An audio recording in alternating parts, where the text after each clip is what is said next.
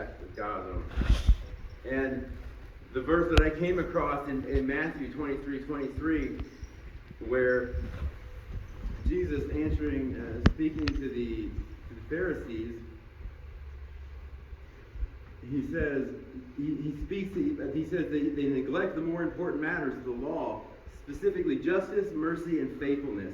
And this week, I want to talk just a little bit about mercy and what that is, the quality of that, both in for David, but for us ourselves. And that, if an example of that, I want to start just in 2 Samuel 19:18. And here you have David being triumphant and over an enemy. And there went over a ferry boat to carry over the king's household, and to do what he thought good. And Shimei, the son of Gera, fell down before the king as he was over the Jordan. And he said unto the king, Let not my lord impute iniquity unto me, neither do thou remember that which thy servant did perversely, the day that the king went out of Jerusalem, that the king should take it to his heart. For thy servant doth know that thou hast sinned before. And behold, I come to the first day, it goes down all the first this day of all the house of Joseph, to go down to meet my lord the king. But Abishai, the son of Zeruiah, answered and said, Shall not Shimei be put to death for this, because he cursed the Lord's anointed? And David said, What have I to do with you, ye sons of Zeruiah, that ye should this day be adversaries unto me? Shall there be any man be put to death this day in Israel? For do not I know that I am this day king over Israel? Therefore the king said unto Shimei, Thou shalt not die. And the king swore unto him. Now, in this instance, David was showing mercy to somebody that he had everything over. There was nothing this guy had really to offer David at this point, the house of Joseph. And so, in showing this sort of mercy, we go into the New Testament, and we find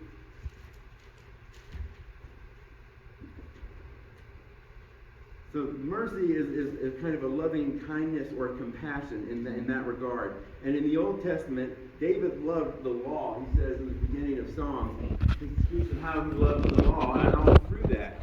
And that was a legal sense in a lot of ways.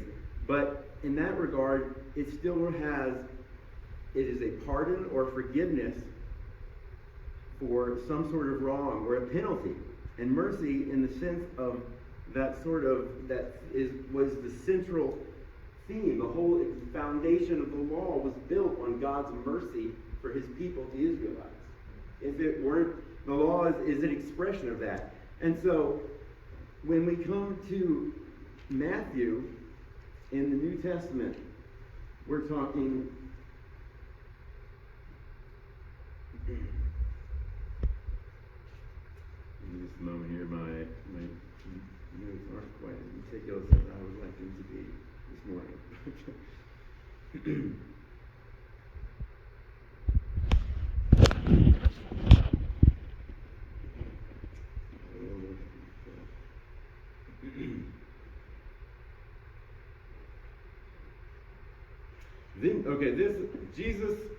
This is Matthew 15:21 through 28. Then Jesus went thence and departed into the coast of Tyre and Sidon. And behold, a woman of Canaan came out to the same coast and cried unto him, saying, Have mercy on me, O Lord, thou son of David. My daughter is grievously vexed with the devil.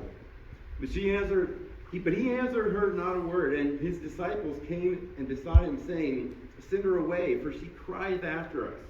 But he answered and said to them, I am not sent unto the lost sheep. Am I not sent to the lost sheep of the house of Israel? Meaning, he's saying to himself, this is beyond the scope of what my Father's mission was. I've come here for that, in a way. But he said, I am not sent but unto the lost sheep of the house of Israel. Then came she and worshipped him, saying, Lord, help me.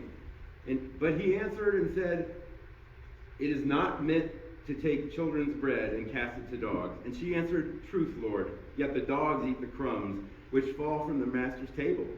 And then Jesus answered and said unto her, O woman, great is thy faith. Be it unto thee even thou wilt. And her daughter was made whole from that very hour. This again is showing mercy beyond what was required of that instance. And so, again, we go on in Matthew,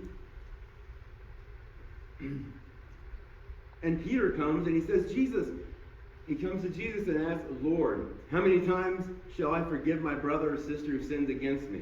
Up to 7 times? And Jesus answered and said, I tell you, not 7 times, but 77 times. 7 times, 77 times. Therefore, the kingdom of heaven is like a king who wanted to settle accounts with his servants. As he began the settlement, a man who owed him 10,000 bags of gold was brought to him. Since he was not able to pay the master, he ordered that his wife and children all be repaid. This story goes on, but the basic gist of it here, is that this man was forgiven a debt, and he failed to show mercy instead. He was shown mercy, but was failed to do that in likewise. And we even find in the Beatitudes themselves, in Matthew 5, that blessed are those who hunger and thirst. Well, that's for righteousness. That's the wrong one. Blessed are the merciful, for they will be shown mercy. So the man he didn't show mercy, and he wasn't given mercy. But thankfully, we serve a God who is in his love for us showed a mercy that was not required of him. In fact, he went beyond any mercy that we could possibly imagine in sending his son down to serve in our stead. Because in this regard, we had a moral obligation of our sin to pay. And Jesus, having no obligation whatsoever, came down for us and was then crucified for us. His blood then serving to fulfill the law and the prophets. And he says even, like, the law, the Bible we think of kind of as the law sometimes. We think of the New Testament because it talks of the covenant in the Gospels, but the law of the New Testament covenant is Jesus himself. It's his blood that binds that covenant to us. And it's our belief and our faith in him. And I'm just thankful that we have the opportunity to serve a God who has such a deep love for us that he would not having anything for us, what kind of people are we that he would even spare us a thought. So I'm just thankful for that sort of God. And so I believe we're going to do the offering here. No, we're just thinking afterwards. Go ahead. Yeah, we're all right, then we'll do that. Bring it on. We don't think you sing for the offering. Yeah. Well, we serve a merciful God, and I'm thankful for that. And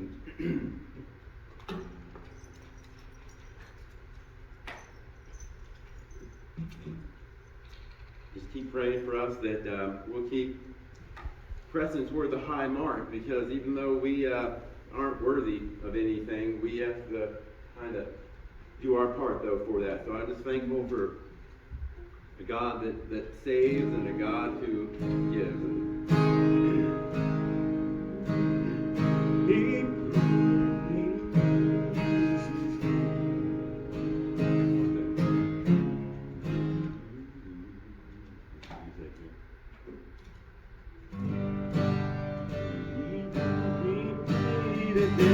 He did not know I